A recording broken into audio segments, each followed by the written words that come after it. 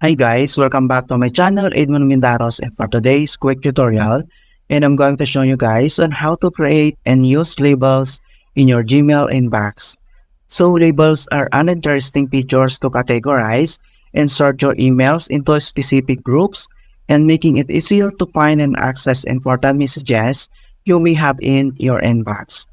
Alright, so without further ado, and let's go ahead. Ang next step ay open lang natin ang ating Gmail account. And then dito lang sa top right corner, and then select mo lang dito yung settings. And then next ay kailangan mo lang itap tong see all settings. And then dito sa settings ay kailangan mo lang select dito yung labels. So dito ay kailangan mo na nating ayusin ang settings. Alright, so makita mo dito yung system labels and then yung show and label list. Dito sa system labels, andito yung inbox, stared, noise, important.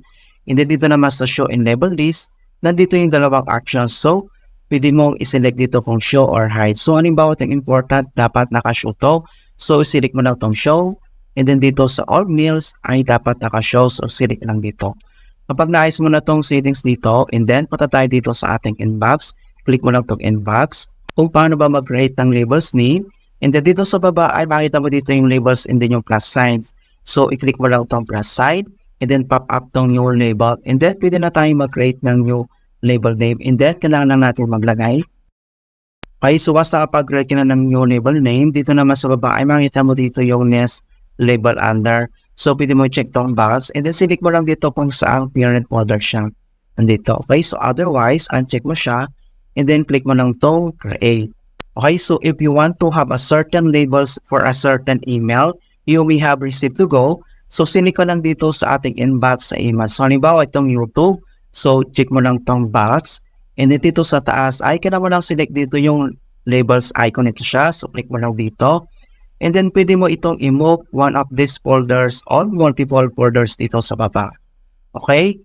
And then next ay, pwede mo itong i-drag and drop dito sa ating label folders. Okay? So, drag mo lang ganito and then dito sa label folder siya. Right?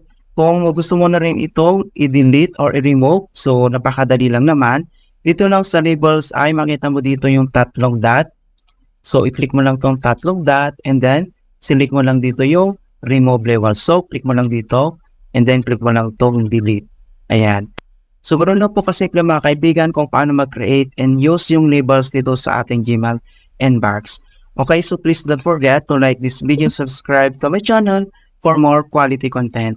Thank you guys, and see you in my next tutorial.